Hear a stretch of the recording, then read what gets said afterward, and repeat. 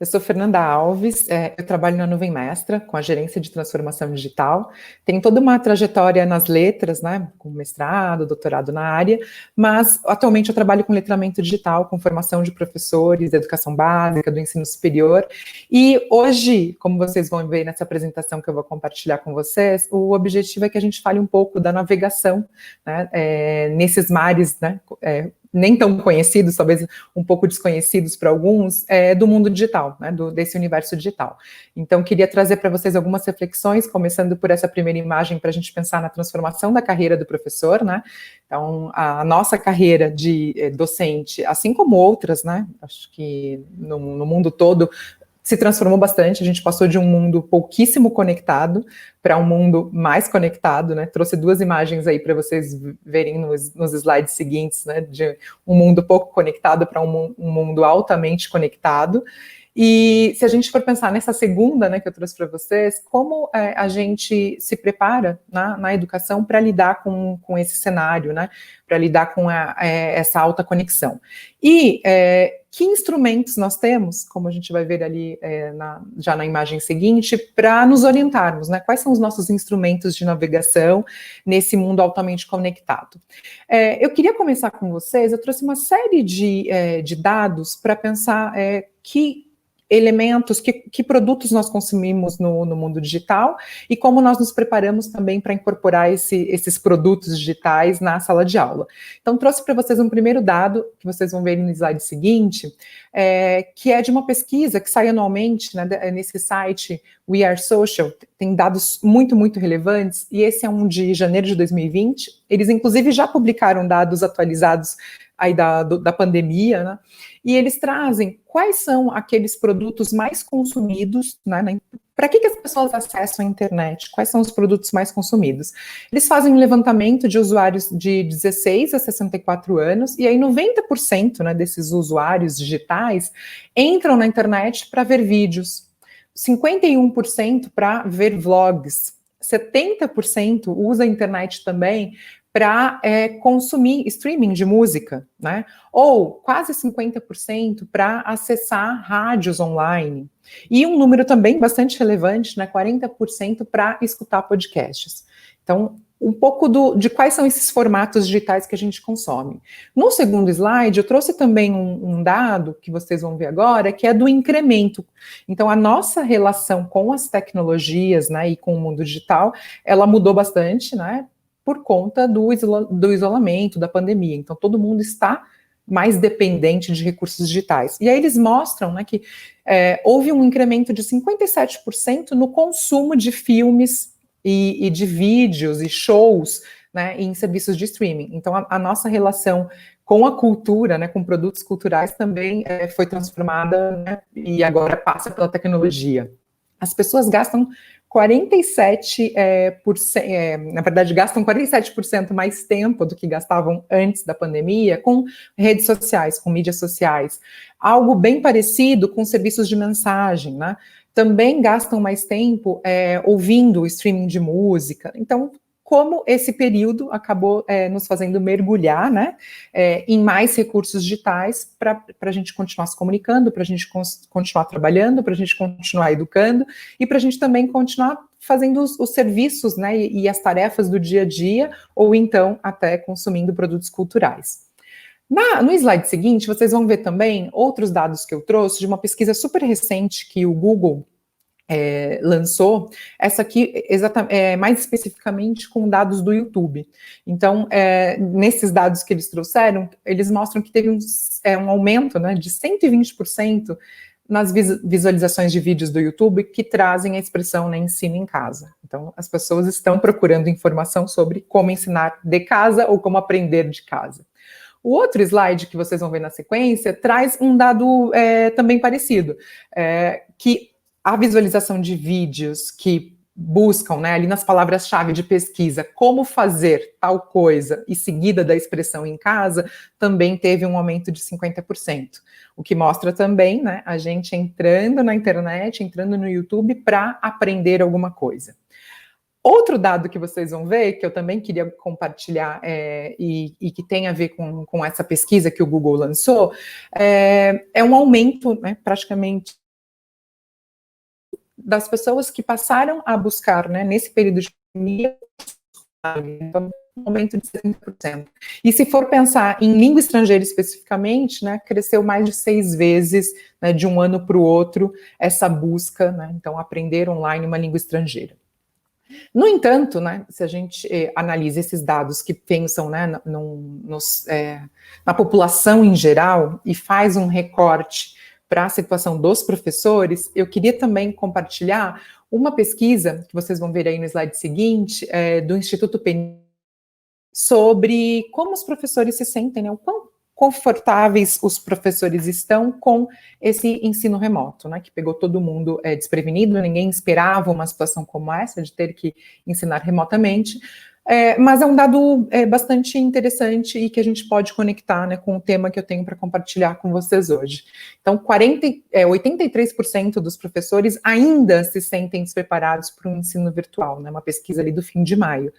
Então, esses professores não sentem que têm aí os instrumentos, né, necessários para não só navegar nesse mundo digital, mas também ensinar nesse mundo digital, né? Eles não têm os recursos, às vezes, pensando em dispositivo, em tecnologia, mas o que eu gostaria de insistir aqui com vocês é também na questão das habilidades, né? Quais são as habilidades digitais que esses docentes precisam desenvolver? E é nesse sentido que eu gostaria de seguir, né, e dar sequência aqui à apresentação e a gente discutir o que tem nos próximos slides, pensando em habilidades digitais. Esse livro, Na Letramentos Digitais, que é um livro deve ter mais ou menos uns 5 anos, os autores, né, trabalham com letramentos, então aí no plural, então pensando nas diversas habilidades que a gente tem que desenvolver para atuar nesse mundo, né, para consumir e produzir recursos digitais, e eles vão defender, né, que ser letrado nesse cenário digital é criar, contribuir e colaborar, né? Então, para participar nesse mundo de 2020, né, todo mundo precisaria estar preparado para criar, contribuir e colaborar de forma digital. E aí, se a gente for pensar essa informação, né, essa afirmação dos autores desse livro, em contraposição com a matéria, na verdade, a pesquisa que eu mostrei anteriormente, como a gente faz, né, para que esse preparo, né, e para criar, contribuir e colaborar se reflita na prática de sala de aula e que o professor se sinta confortável para criar recursos digitais, para contribuir com os seus pares e para fazer tudo isso chegar à experiência de sala de aula. Então, era nesse sentido que eu queria caminhar com vocês hoje e também levar para a próxima ideia, né, que tem a ver com esse livro dos letramentos digitais. Então, como a gente faz, né, para desenvolver essas habilidades digitais docentes? O que vocês vão ver aí na próxima imagem que eu trouxe? Na verdade, um mapeamento, né, de quais são esses instrumentos, né, como a gente navega nesse mundo digital, quais são as habilidades que, como professores, né, nós precisamos desenvolver. Na Nuvem Mestra, nós temos feito várias pesquisas pensando tem uma matriz de competências, de habilidades digitais, nós nos inspiramos em documentos que já existem no Brasil, pesquisas, mas também fomos buscar um quadro de competências da União Europeia, que traz algumas referências bem interessantes, e organizamos aqui algumas possibilidades, né? Então, uma das habilidades digitais que os professores precisariam desenvolver é um uso responsável da tecnologia. Então, eu sei proteger os meus dados pessoais, eu sei administrar a minha identidade digital, eu sei que tudo o que eu faço na internet, né, deixa rastros digitais, como eu lido com isso, com a minha imagem pública, né, como eu administro essa imagem. E como eu levo também todas essas questões para a minha disciplina na sala de aula, né, para as diferentes áreas do conhecimento. O segundo tem a ver com comunicação, organização e autogestão. Então, que ferramentas digitais, né, os professores podem usar para se comunicar com a sua equipe de trabalho, com a direção, com a coordenação, com seus colegas? Como eles podem também usar recursos digitais para se organizar, né, para fazer o gerenciamento do tempo, das tarefas, e que a gente sabe que agora são fundamentais porque a gente está trabalhando à distância.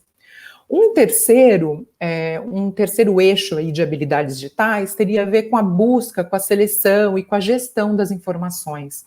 Então, como Eu conheço, né, quais são os mecanismos de busca na internet, eu conheço mecanismos de busca avançada, de pesquisa, de seleção, eu consigo filtrar as informações, eu consigo, por exemplo, identificar uma fonte confiável de informação, eu consigo trabalhar com uma pesquisa respeitando direitos autorais, eu consigo armazenar os meus arquivos na nuvem.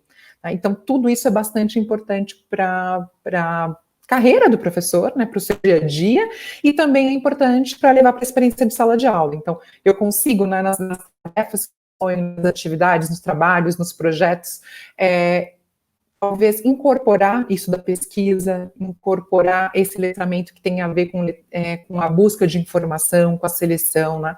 Então, como isso vai estar presente não só no dia a dia do professor, mas também vai se refletir na sala de aula.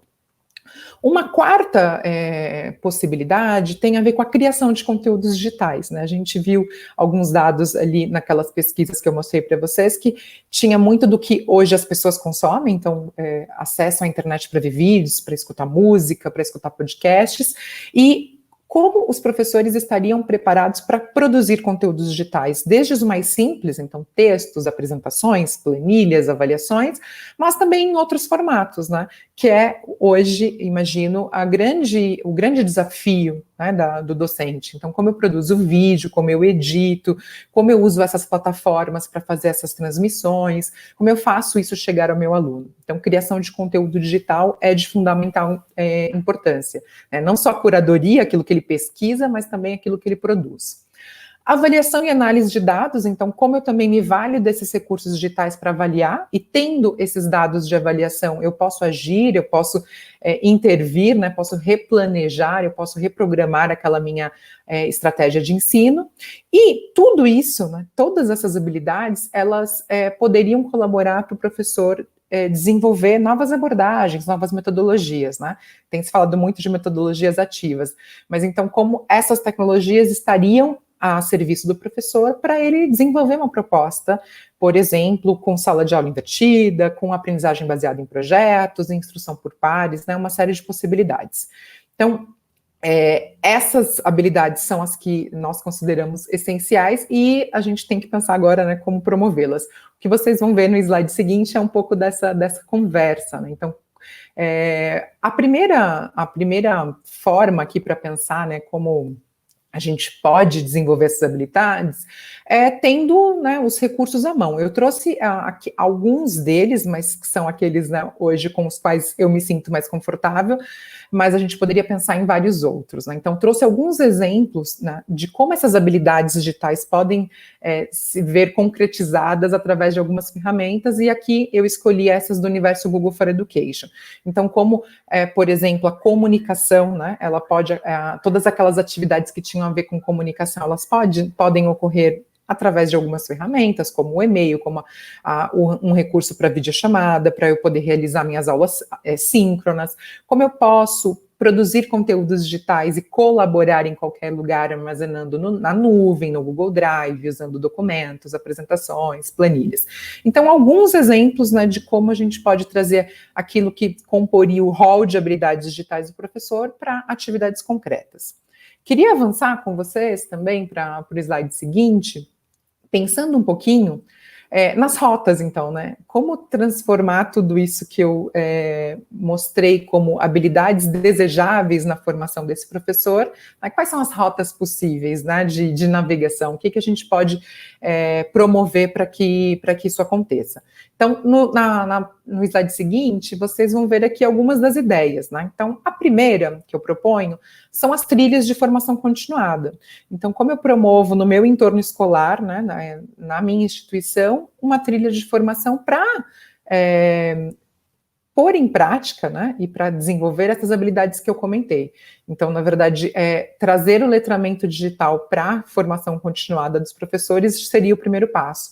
Então, naqueles momentos que eu já tenho planejados, né, ao longo do ano letivo, de formação, como eu incorporo pequenas pitadas ou grandes porções de letramento digital. Então, incluir nessa rotina de formação como o professor pode avaliar de forma digital, quais recursos ele tem à mão, que tipos de produtos ele pode como ele pode organizar o plano de aula dele, incluindo esses recursos.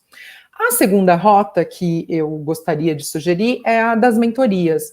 Então, como eu posso, por exemplo, trabalhar entre pares, né, na cultura do compartilhamento. Então, aqueles professores mais experientes, que se sentem mais confortáveis com tecnologia, eles podem mentorar aqueles que estão começando, aqueles que ainda não têm tanta familiaridade. Então, promover essa troca pode ser muito eficaz, né, no desenvolvimento dessas habilidades.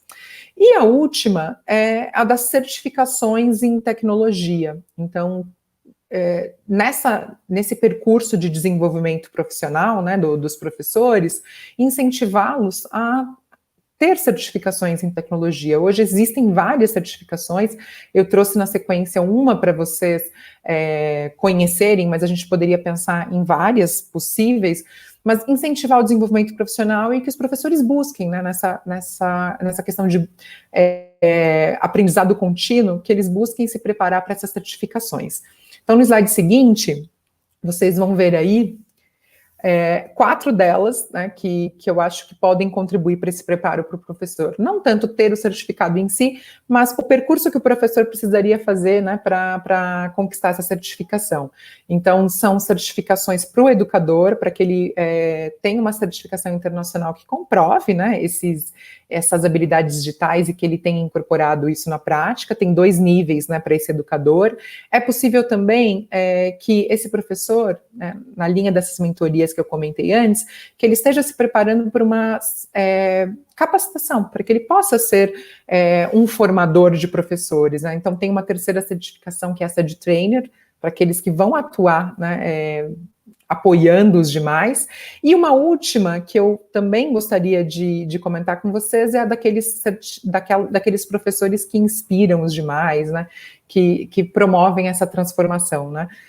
Então, seriam aqueles professores que incentivariam a transformação, porque eles incorporaram isso de tal modo que eles estão provocando a mudança no seu entorno. Então, era um pouco disso que eu queria, né, hoje compartilhar com vocês. Então, acho que a gente tem aqui algumas rotas possíveis de navegação e vamos poder, né, provavelmente, aprofundar todas elas. Então, gostaria de agradecer, deixei aí os meus contatos no slide seguinte, para quem quiser, né, me mandar um e-mail. Na verdade, eu peço desculpas, tinha ainda um por onde começar, eu estou me antecipando, mas tinha aqui 3 referências para certificação e para estudo, né, das habilidades. Então, desde a página do Centro de Treinamento do Google, uma que é o Ensine de Casa do Google, também com uma série de recursos digitais, e deixei também o Estação Digital, o mestra.me/ed, que é um site que a Nuvem Mestra preparou com vários recursos digitais abertos. E agora sim, o que vocês vão ver aí, os meus contatos para quem quiser, né, tirar alguma dúvida, me mandar um e-mail, me seguir nas redes sociais. Muito obrigada.